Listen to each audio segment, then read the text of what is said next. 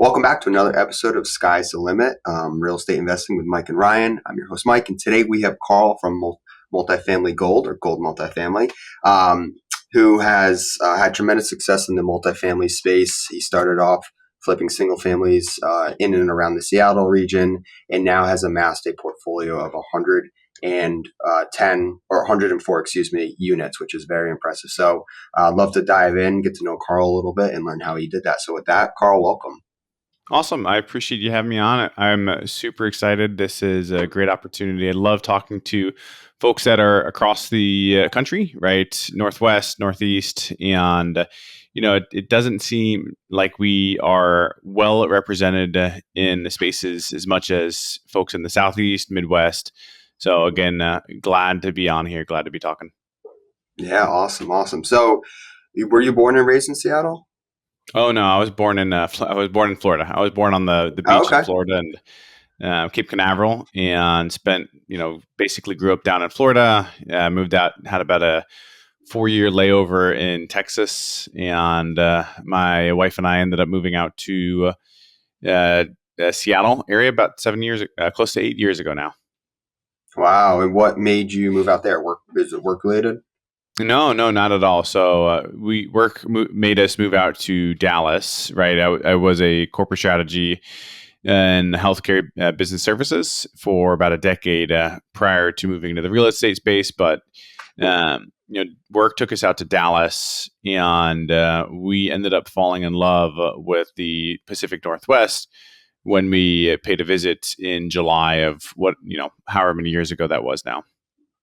Oh, wow, amazing. So, you're working full time, W-2 job. What was the pivotal moment, or what was the aha moment where you said, you know what, I want to pursue real estate full time and start amassing this large portfolio? Yeah, good question. So, I think even rewinding a little bit more is that the shift from even starting into the real estate space was, the conversation of having a kid and realizing, my wife had a glass ceiling, so to speak, in terms of her salary, working in the school system. Mine was non-commission based salary at my corporate job, and so realized, I could put in 18 hours a day at work, and I'd get a bonus in maybe 12 months, or maybe I might get a promotion in 12 months. And it was just this constant cycle of scaling up in that fashion. And so uh, led me into looking for alternative income streams. Day traded for a bit. Cryptocurrency was not really a big commodity at that point, and so started buying small multifamily, small rentals, just as an additional income stream. And after about 3 years, we can go into the details a little bit, but after about 3 years of pouring more of myself and my time into that business, realized, hey, I'm making twice as much, three times as much in half of the amount of time, with half of the amount of work by flipping single family homes at the time. And so that's when I made the transition. Had a backlog of single family homes that I was flipping. I was getting into the ground up construction. So I was building at that time 6 townhomes. And at that point, that's when I'm like, okay, it's time to step back, step away from the career, and focus on the entrepreneurial drive. Wow, that's awesome. A lot to unpack there. So you were actively flipping, which is a full time job in itself. Actively flipping, raising a family while all working that W Yeah. two job, right? Yeah. That was about a That's crazy. 3 year overlap there. Wow, that's amazing. And then it wasn't until you had enough, I guess, of a track record, you built up enough passive income. We'll say, well, I guess flipping is active in itself, but build up enough of that where you surpassed your W-2 income, and you said, you know what, now's the time. Let's pull the trigger, and went all in. Yeah, that's exactly right. Do you still flip houses today? Yes, I still flip houses, like we talked about before. Jumping on, I flip houses opportunistically, meaning if something is brought to me and it's a slam dunk and it makes a ton of sense, then absolutely we'll take it on. But it is not my focus. I'm not out there hunting for deals, searching for deals. It's if something is brought to me, and typically people who bring deals to us is real estate agents that we've operated well with in the past. So it's folks that want to see that double commission listing on the front side and then on the back side as well. That are the ones that are bringing the deals to us. Yep. Are you doing any of your own off-market deal sourcing? Whether it's direct mail postcards, or it's texting, or voicemail using any virtual assistants. Are you doing any of that? Yeah, good question. So I have a call center that is just doing cold calls right now. Okay. Have not gotten into the SMS messaging. Not really a fan of the letters, although obviously they do have their place and they are successful. I do prefer the cold calling and eventually the SMS, but I know that there were some new regulations around calling and texting, and I have not gotten a chance to unpack and understand those implications and how to navigate those regulations. Yeah. Yeah, you have to be careful with the calling and texting. There are a lot of new regulations. You can get in trouble pretty easily. So definitely want to stay up and current on that. And, From and my one of the things on the calling side that we do is we don't implement multi dialers where you've got one person that essentially is able to call three people at the same time. And then whoever picks up first is the person that they speak with. Yep. We've stopped that simply because a regulation has some impacts there, but also from a spam FTC spam flagging the calling number as a spam. Once you get a certain abandonment rate and or a kind of quiet time on the phone, FCC will come in, flag your phone, your phone number as spam, and I don't know about you, but whenever I see the spam risk on my iPhone, there's no way there's just no point in taking those calls. Yeah, yeah, we were doing that for a while. We were using Mojo Dialer. Yep. I think it's pretty good company in the space. And then we were doing. It got a little expensive, but one way we were sourcing deals was using postcards. We're using Deal Machine to do that, and ends up being about 52 cents a postcard. But as you can imagine, sending out 5,000 postcards, which really isn't that many, it's a couple $1,000s in every batch. So definitely good to have multiple sources, to try to maximize your kind of cost per lead. Yep. So what does your day look like right now? You're doing a little bit of flipping if the deal makes sense, but I guess how do you spend the majority of your day? Yeah. So the majority of the day is broken up between what I would say the three businesses that I am building, which is property management, right? We've got the 104 units that we manage. We've got essentially a brokerage team that we're building, right? We're going out and we're sourcing the apartment deals is primarily is the primary focus. So cold calling, getting in touch with apartment owners, building those relationships. We're not going out to listing them, right? That's not the type of brokerage that we're building, but rather, again, the relationship building and trying to buying these apartments from these. And cold calling apartment owners versus single family homeowners is radically different. You can't put that on you can't put that on a call center. You can only put that on what I would say highly trained individual that can have a solid conversation with these owners, because they're most of the apartment owners they're business owners too. So they expect they're sophisticated. They expect the other person to be able to have an intellectual conversation, which is hard to train in mass. And so that's us. And then obviously the third it would be investor relations. So building relationships with new investors, and then continuing to nurture existing relationships. Awesome. So, majority of the day is spent between those three verticals. Are there certain metrics you look for when you're analyzing a multifamily property, whether it be 2 units, 40 units, 60 units, doesn't matter? There's certain metrics like cash on cash, or IRR, or a cap rate, all these different metrics a lot of investors use. Is there any one that you like over another? And I'd love to know like what your thresholds are. I'm not looking at a deal unless it provides a 10% ROI or 8.5 cap. Sure. Yeah, good question. So the metrics that I prefer to look at is cap on cost. What is my stabilized cap on cost? That's one of the number ones that I look at. So what's my total cost, right? Acquisition, closing costs, rehab fees, any kind of fees associated with the project. relative to the net operating income once I stabilize. And stabilization does not include any kind of radical, above 3% rent growth on any given year.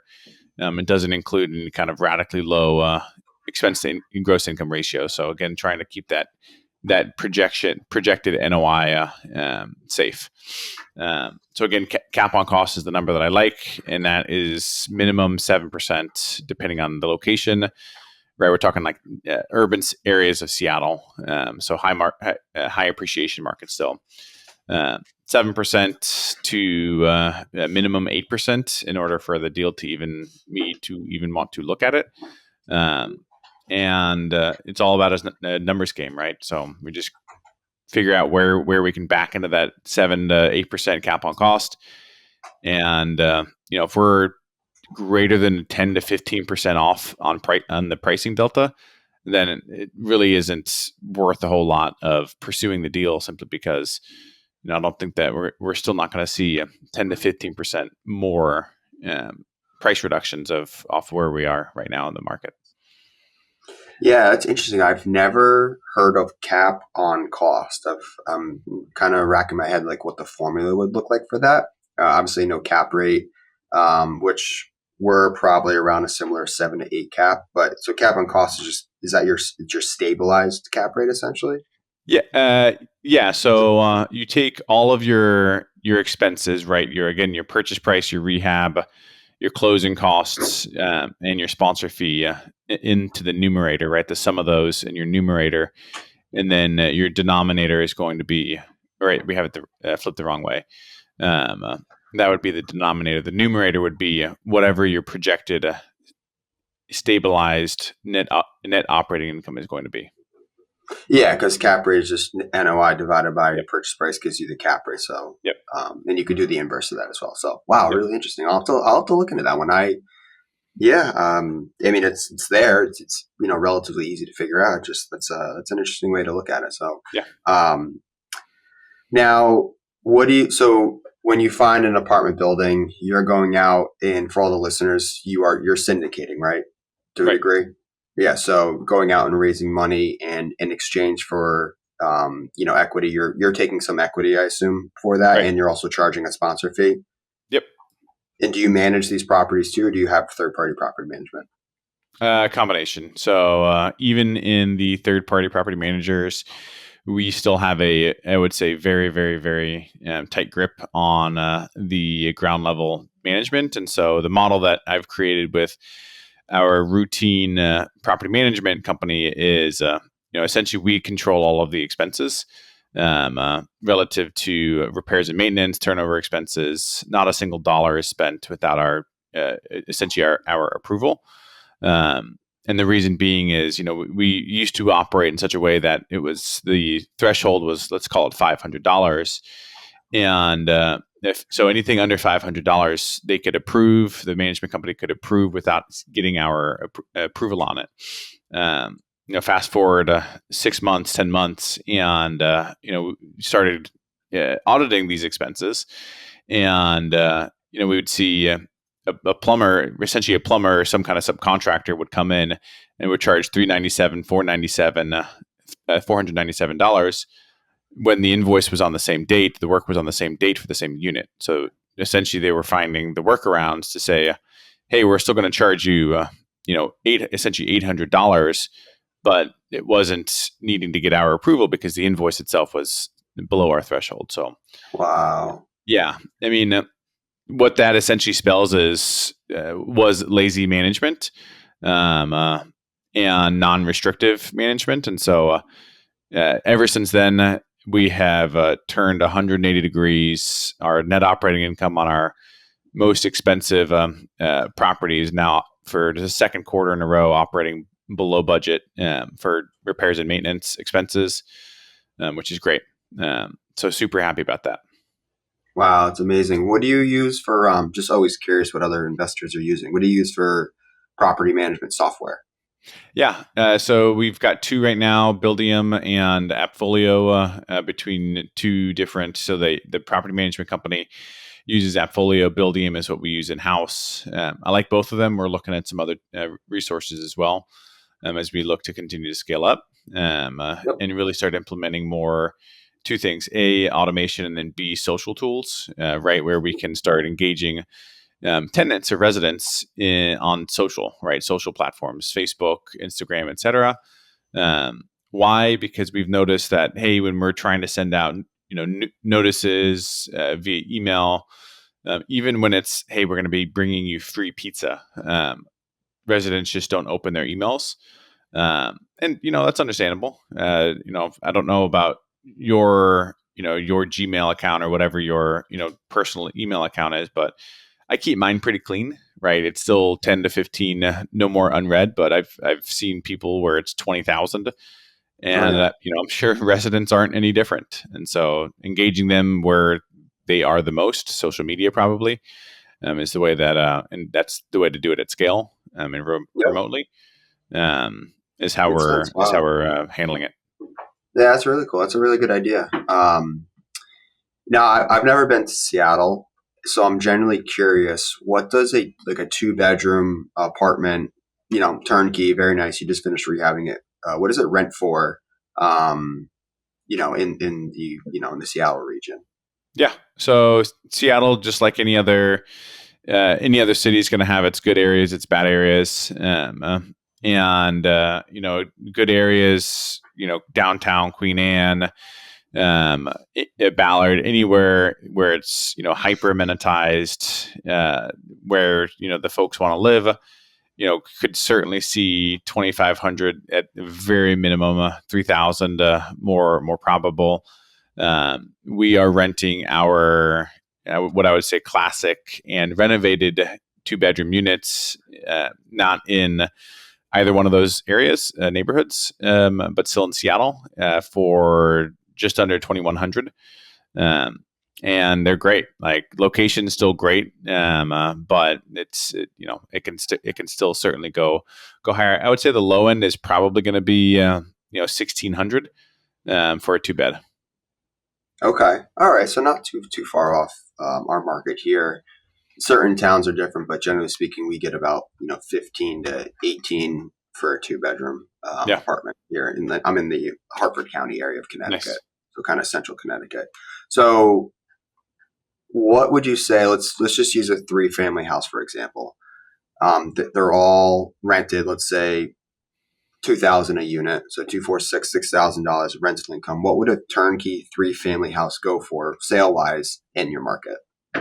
I'm just trying to Uh, compare it to our market. yeah. So I look at it on a per unit basis, right? I mean, depending on the vintage, right? I didn't hear that question, but you could expect anywhere from 350, 300,000 to 400,000 per unit. So 900,000 to a $1.2 million for a triplex 3 family.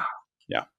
So wow, okay, that's a huge difference because we I mean I'd say the average rent for a 2 bedroom here, and average is let's say 15, and ours are selling for anywhere from like 3 to 450, sometimes five, Nice. but it has to be like a pretty nice one. But yeah, man, that's crazy. That's almost double the sale price for. Yeah. You get a little bit more rental income, but are people cash flowing? Obviously you're not buying turnkey. You're a value add investor. Right. So you're implementing like the Burr strategy. But are people cash flowing when you're buying $1 million 3 family that has let's say you're going to live in one unit and rent out the other two? Yeah, definitely not on a triplex, right? No, Okay. for the most part, people that are buying triplexes, you've either got your homeowners, right, as a house hack, so to speak, or you've Yep. got your investors. And so the investors are not buying triplexes for cash flow; they're buying it for appreciation. Mm. Not thinking, hey, I'm going to buy this triplex for 1.2 and it's going to be worth 1.9 in X amount of years, but rather for redevelopment, right? And so the idea with these triplexes is, hey, I can buy a triplex on 5,000 square foot lot in a great area.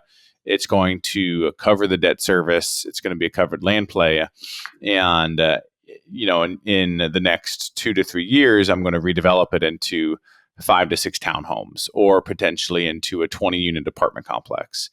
And so, the value on that is going to be on a 5 to 6 unit townhome is probably going to be 4.8 to 5.2 million dollars. So your 1.2, you'll probably put another $2 million of construction costs into it. So your cost basis is what is that, about 3.2? $3.2 million, maybe 3.5 if you include financing costs in it. But your value on it is going to be minimum 4.8. So, that's where you're looking. That's where the spread is going to be is that redevelopment. Yeah, it take a couple of years to recoup your money, but obviously it's a pretty large return. So that makes sense. That makes Yeah. sense.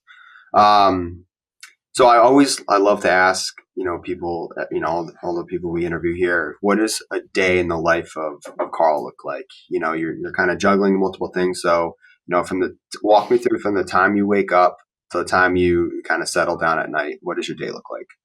Sure. So generally speaking, alarm is up at 4:10 in the morning, and am in bed asleep usually by 10 p.m. And that's a day to day, no different whether it's a Monday or a Sunday. Um, Sunday activities look a little bit different. Saturday activities look a little bit different as well. So most days during the week, it's again 4:10 in the morning.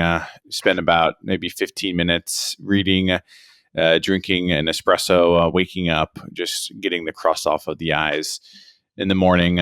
Morning time is usually devoted towards deep work where there's no interruptions, there's no emails, there's nobody talking, nobody asking for things. And that's usually about a 2 hour window. And so that's where I get a lot of the underwriting, deal sourcing, and underwriting done. Again, where I can get in, I can spend time in the spreadsheet. No interruptions, no distractions. I've got a daughter. She's 6, and I work with obviously when she gets up around the 6:30 time frame, about a 30 to 45 minute pause from work to get her up and ready for school, breakfast, all that kind of good stuff.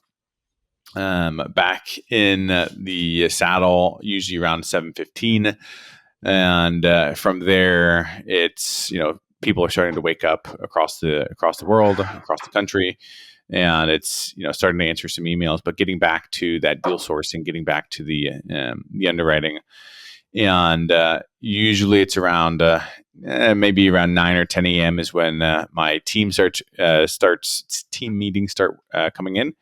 So I've got 5 employees and meeting with them at various times of the day. Marketing, investor relations, asset management, content, etc. And again, working with them on whatever it happens to be, whatever the project's going on. Also, investor relations. Spend about an hour during lunchtime just going through any delayed messages, whether it's through LinkedIn or some of the other marketing channels, getting those questions answered. I am an ultra marathon runner. I run usually 50-kilometer races once a quarter, and what that entails is 60 to 70 minutes of running each day. So that chunk of time is wherever it fits in the work schedule. Ideally, it's in the morning. It never really works out that ideally. And so it's, whenever there's a block of time in the calendar, I get out and go do that. And then it's more asset management, more work on the back end towards the latter part of the day. Again, just where are we at with the renovations, construction schedule, construction budget. We've got a couple flips and developments, like I said, going on here in the Seattle area. So usually truncate or usually consolidate my field visits to 1 day per week. And so that'll either be today or tomorrow, going out, taking a look at all the construction projects, making sure everything's going according to schedule. Being on site, being in front of contractors while they're working, sweeping up, cleaning up, keeping things tidy really helps to show that the other contractors that there's a level of accountability. And that small little bit has been what has taken my construction game to a completely new level. again, showing up, showing a level of accountability to the contractors, knowing that I'm there, having that presence is super important. And so usually I go unannounced to those construction sites. But yeah, I would say for the most part that that covers it. I mean, evening, it's family time, usually around 2 to 3 hours in the, let's call it 5 to 8 or 4 to 8, 4 to 7 time frame, and then usually another hour, 60 to 90 minutes of work in the evening. Nice. Wow. Yeah, your day's jam packed. That's awesome. Yep. Well, congratulations on all your success. 104 units. I mean, that's very impressive. Hopefully, we get there someday. I think a lot of it comes down to time blocking and doing certain, maybe the harder tasks in the morning when you're more awake and you have less less people bothering you, emailing you, calling you. I'm definitely gonna take a page of that out of book on that one. I am not a great morning person. I do like to sleep in, and I probably stay up later than I should, but different strokes for different folks. So, but no, congratulations again. I want to be cognizant of your time. So appreciate you coming on here and sharing your insights and thoughts.